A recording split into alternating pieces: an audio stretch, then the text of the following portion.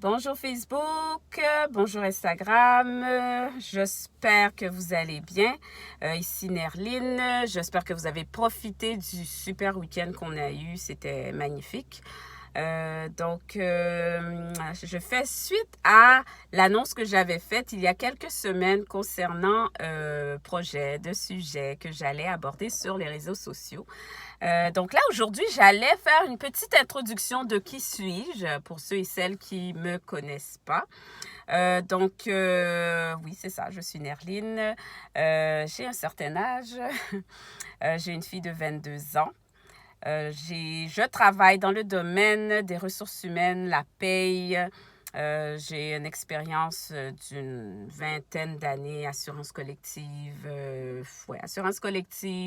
RH, paye, avantages sociaux. Donc, c'est le domaine dans lequel que j'ai travaillé.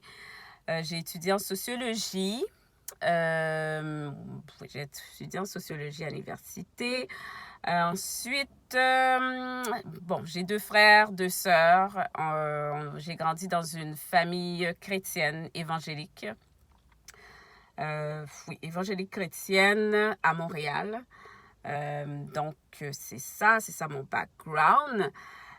Présentement, c'est ça. Mon projet, comme je l'avais dit, c'est que je tenais à me mettre sur les réseaux sociaux pour aider les femmes. Aider les hommes aussi, là, si vous êtes présents, si vous m'écoutez également. Mais aider les femmes à s'épanouir, aider les femmes de sortir de ce qu'on appelle their comfort zone, du gouffre dans lequel elles s'est mise. C'est pour ça que je suis là. Pourquoi moi? Eh bien, je pourrais dire que j'ai eu mon lot d'épreuves, d'épreuves, et je pourrais même dire que je n'ai pas eu l'histoire comme Cendrillon, c'est-à-dire elle a rencontré son prince charmant, ils eurent des enfants, ils vécurent heureux. Je n'ai pas eu j'ai pas commencé comme ça. J'ai eu ma fille, j'étais pas mariée dans un milieu évangélique chrétien. Donc, il y a une vingtaine d'années. Alors, ceux et celles qui étaient assez vieux à cette époque-là, peuvent déjà imaginer c'était quoi le contexte. J'ai grandi là-dedans, j'ai vécu là-dedans. Donc, la monoparentalité, je connais très, très, très bien. Parce que j'ai élevé ma fille pendant pratiquement une vingtaine d'années. J'ai élevé ma fille seule. J'avais mes sœurs, ma mère qui était présente avec moi quand elle était plus jeune, pas mal aussi. Donc, c'est ça que moi c'est ça qui m'a aidée. Mais maintenant, c'est sûr que j'ai à cœur ces femmes auxquelles que je me sens appelée auprès des femmes qui sont dépressives, déprimées, découragées, monoparentales, qui vivent dans la peur, dans la honte, dans le découragement. Donc, j'appelle ces femmes-là à se lever et à foncer parce que tu peux y arriver. Parce que oui, la vie nous a chamboulé un peu. On a vécu des choses et parfois, on n'arrive pas à s'en sortir. Parfois, on peut même être en train de faire un cercle vicieux, c'est-à-dire on retombe toujours dans le même pattern. Mais je suis là pour vous dire que oui, on peut s'en sortir. On peut s'en sortir. C'est juste une question de mindset. Yes, the mindset. Parce que les épreuves de la vie ne sont pas là pour nous détruire, mais elles sont là pour nous construire. Première chose qui est importante, c'est your mindset.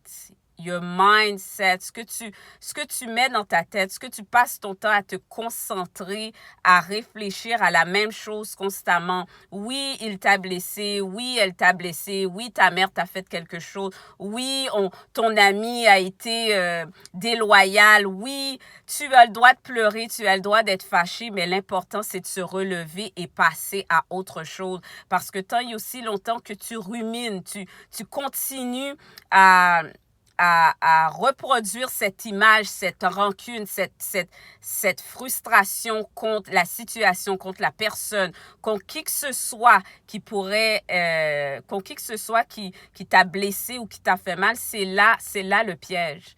Le piège, c'est de rester à ruminer sur le passé, sur la même chose. Parce que tant il y a aussi longtemps qu'on ne pardonne pas et on n'avance pas, on reste sur place. Et c'est ça le piège. C'est vraiment ça le piège. Oui, la personne a été déloyale. Oui, tu as le droit d'être fâché. Oui, tu as le droit aussi peut-être de même plus avoir à parler à cette personne-là. Mais ce qui est plus important, c'est le pardon. Le pardon, c'est facile à dire. C'est facile à dire, mais c'est quelque chose qui doit absolument être fait pour que tu puisses avancer dans ton cheminement.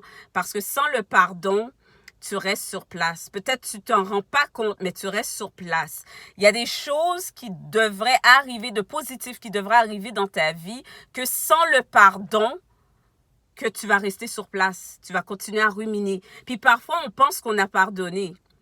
Mais pourtant, ça reste là. Puis moi, c'est quelque chose que je dirais, parce que je ne suis pas quelqu'un de rancunière, mais quand quelqu'un t'a vraiment blessé, humilié à un niveau grave,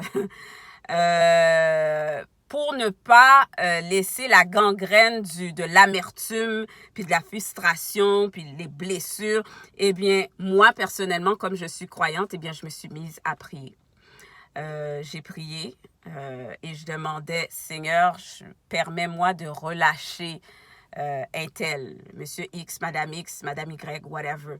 Et à chaque fois que je sentais que c'était pas encore terminé, je demandais toujours à Dieu Seigneur, permets-moi de pardonner, permets-moi toujours de pardonner. Puis même, j'allais même au-delà, c'est que je priais pour ces personnes-là. Les gens qui m'ont blessé, eh bien, je priais pour eux. Parce qu'en priant pour eux, eh bien, tu te libères toi en tant que personne et tu demandes moi, personnellement, je demandais à Dieu, c'est à l'univers, mais le pardon, je pense que ça soit Dieu, que ça soit n'importe qui, c'est important le pardon. Parce que le pardon, tu relâches quelque chose.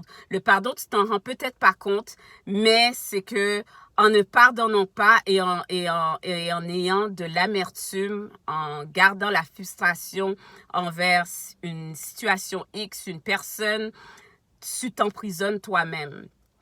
Et la seule personne qui souffre dans cette situation-là, c'est toi. Et tu t'empêches d'avancer. Tu te mets un boulet dans les pieds quand tu ne pardonnes pas. Et le pardon, quand tu l'as fait et tu le penses réellement quand tu l'as fait ou tu l'as dit,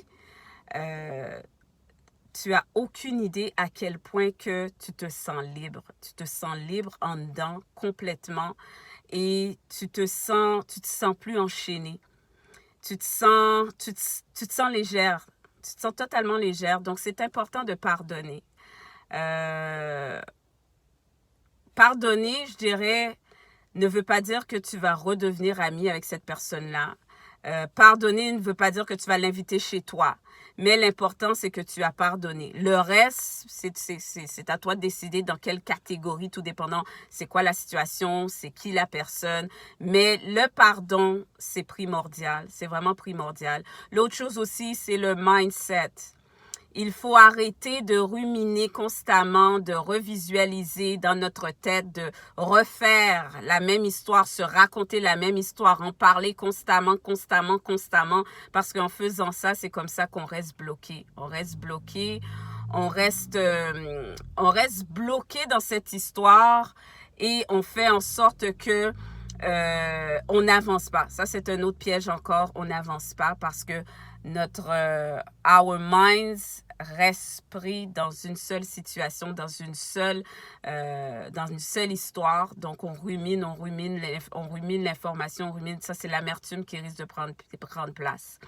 Très, très, très important de se départir de l'amertume. Il faut pardonner. Puis l'autre chose aussi, c'est les paroles positives. Quand on sent que on sent qu'on pourrait aller, je sais pas, on sent qu'on pourrait soit aller faire quelque chose de négatif ou penser négativement. Eh bien, au contraire, au lieu de penser négativement, transformer ça pour le positif. Si de premier abord, on va dire, tu rencontrerais la personne qui t'a blessé, puis que sur le coup, toi, tu passerais devant la personne sans la saluer, eh bien, toi, juste pour aider à gérer ce que tu vis, tu dis bonjour, puis tu passes toi devant. Bien sûr, tout dépendant de la situation, mais moi, personnellement, je vais pas dire des trucs, mais c'est des attitudes que j'ai eues ou ce que ça m'a permis de relâcher ce que j'avais en dedans. C'est-à-dire, si par exemple je me sentais frustrée, j'avais une certaine frustration face à quelqu'un, eh bien, soit comme je disais, soit que je priais pour la personne, soit que ce que ta personne en priori serait portée à faire, qui est peut-être négatif, eh bien, je faisais le contraire. Fait que comme ça, tout doucement, ça brisait des choses, des liens, je dirais, de l'amertume, la frustration, toutes sortes de choses. Hein. Donc, c'était un cheminement pour moi. Mais comme je disais, c'est super important de changer son mindset et avancer. Parce que l'épanouissement, pour que tu arrives à l'épanouissement, il faut que tu relâches la personne, il faut que tu pardonnes. Faut que tu pardonnes. Il faut absolument que tu pardonnes. Il faut que tu arrêtes de penser à ce qu'il a fait, ce qu'elle a fait, ce qu'elle a dit, ce qu'il a dit. Il faut arrêter de penser à ça et passer outre. La vengeance, ça sert à rien. Moi, j'ai jamais été, il faut dire, moi, personnellement, j'ai jamais été quelqu'un qui se vengeait. C'est pas en moi. Par contre, pour moi, je pourrais dire, Dieu s'occupe des dossiers qu'il doit gérer pour moi. Donc, moi, c'est comme ça que je le vois. Donc, ça ne sert à rien de se venger. La seule chose, c'est penser positivement. Et le reste, la vie va s'occuper du reste. Mais je vous dirais, les femmes qui m'écoutent, comme on dit en créole, Kimbela. Puis, je voulais pas rentrer dans trop de détails cette fois-ci, comme c'était c'était plus une introduction comme ça que je voulais faire. C'est sûr que dans le futur, j'aurai des sujets beaucoup plus détaillés. Mais là, c'était juste une introduction de qui je suis et tout ça. Donc, ah là là là là là, on aura beaucoup de choses à dire. Un jour, je ferai mon témoignage. Petit à petit, vous allez apprendre à me connaître, vous allez apprendre à... Mais comme j'ai dit, en gros, les femmes, moi, personnellement, j'ai vécu des choses, j'ai vécu des épreuves, j'ai vécu... Puis à l'âge que je suis rendue, j'ai vu pas mal de choses. Mais on aura le temps de s'en parler. Et comme je disais, c'est que... je vais avoir parfois soit des invités surprises, soit ma fille qui viendra nous jaser. Parce que c'est sûr que étant moi-même, j'ai été monoparentale pendant très longtemps. Donc, c'est sûr que ce sujet-là, les femmes, j'ai beaucoup les femmes monoparentales à cœur, surtout dans la communauté. Ça, c'est un autre volet aussi que c'est important. Parce que je sais ce que j'ai vécu et je sais je sais quelles ressources qu'ils n'avaient pas à l'époque. Je sais que les choses ont un peu changé, mais par contre, je sais qu'il y a quand même encore certaines mentalités qui sont encore là. Que j'aimerais, moi, personnellement, c'est quelque chose qui me tient à cœur, pour aider et parler, encourager ces femmes-là qui ont vécu ça, soit que maintenant qui se retrouvent divorcées ou bien qui ont eu des enfants sans être mariées. Ça, c'est un sujet qui me tient beaucoup à cœur. Fait que donc, c'est ça. On se reparlera plus en profondeur sur ce sujet-là. Donc, sur ce, bon week-end. Ben, plutôt la fin du week-end, là, je dirais. Bon week-end et on se revoit très bientôt. Bye bye!